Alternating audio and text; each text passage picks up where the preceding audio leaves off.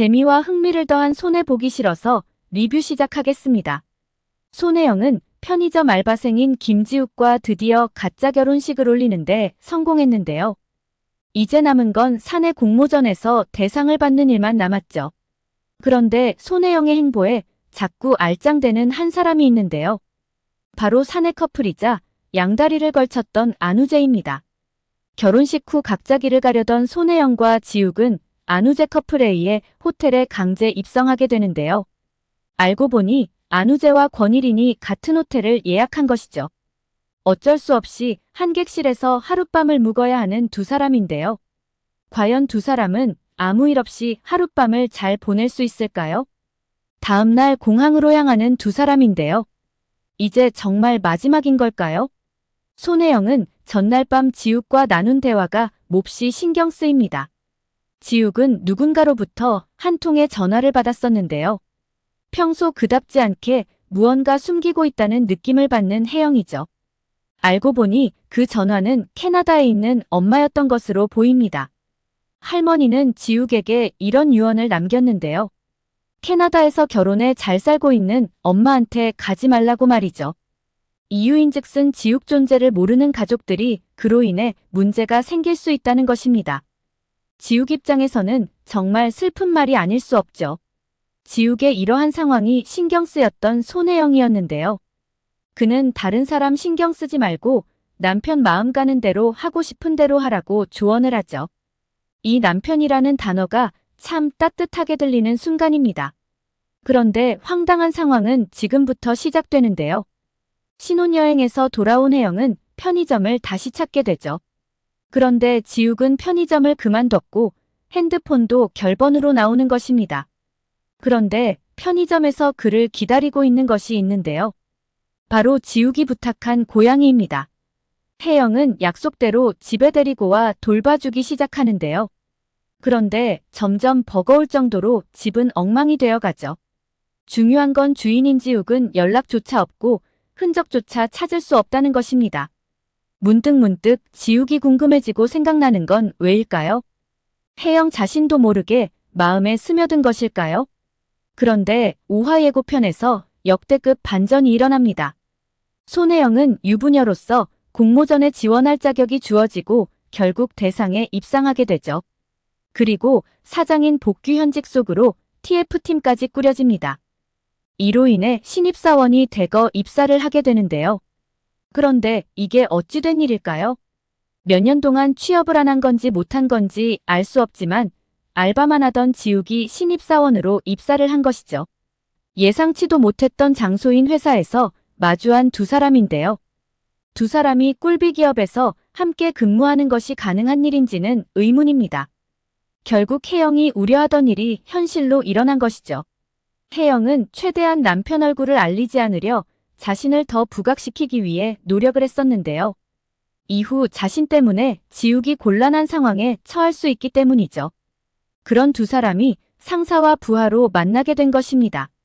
예고편에서 혜영은 두 사람 사이가 알려지게 되면 자신은 다시 결혼할 수밖에 없다며 지욱에게 협박 아닌 협박을 하는데요.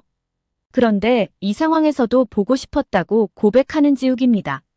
자신 때문에 곤란한 상황에 처할 수 있는 혜영을 걱정하는 모습도 볼 수 있는데요.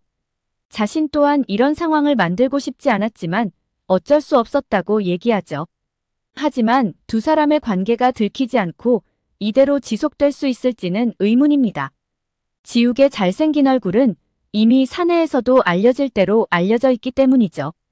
그런데 지욱은 어떻게 꿀비 기업에 입사를 하게 된 것일까요?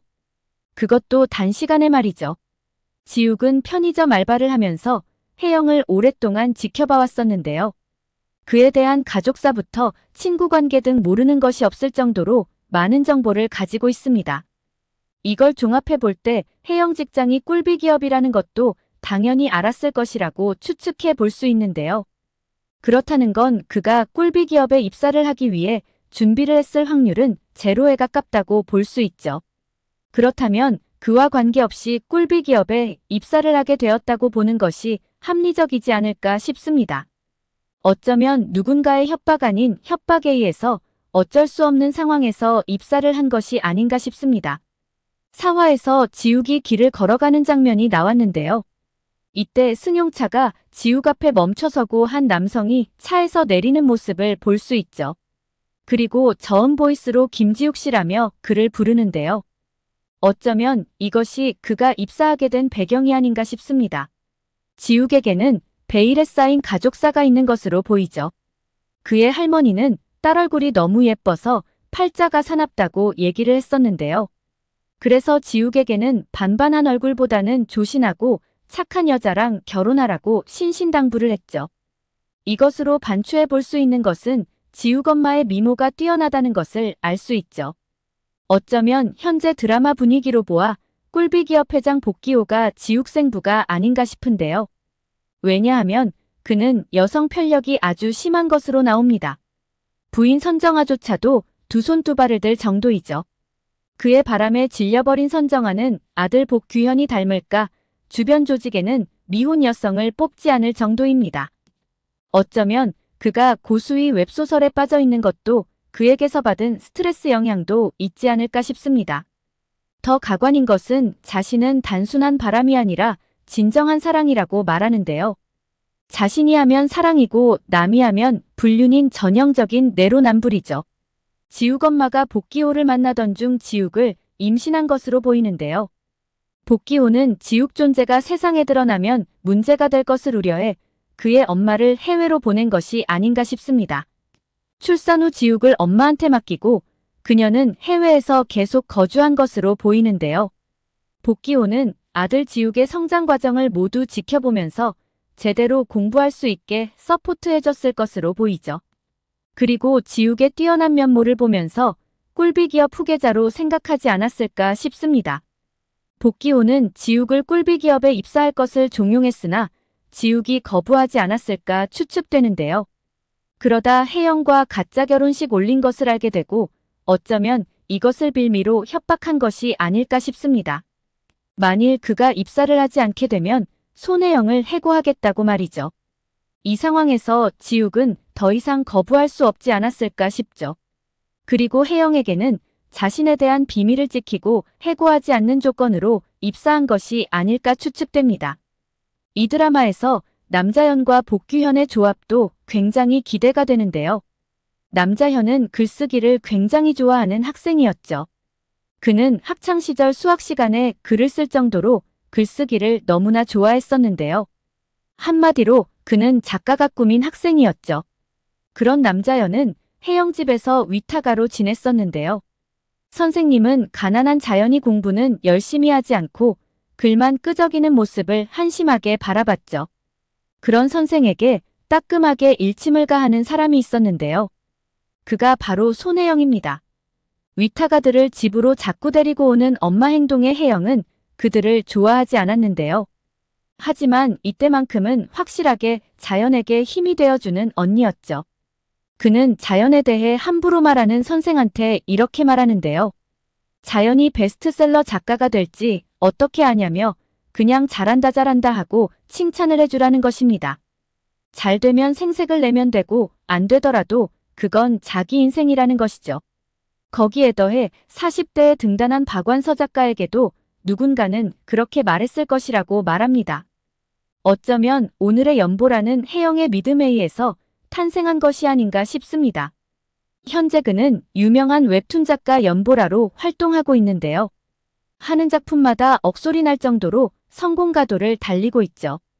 그러던 차에 최근 19금으로도 부족해 절친에게도 절대 추천하지 못할 정도의 수위를 가진 사장님의 식단표라는 소설을 게재했는데요.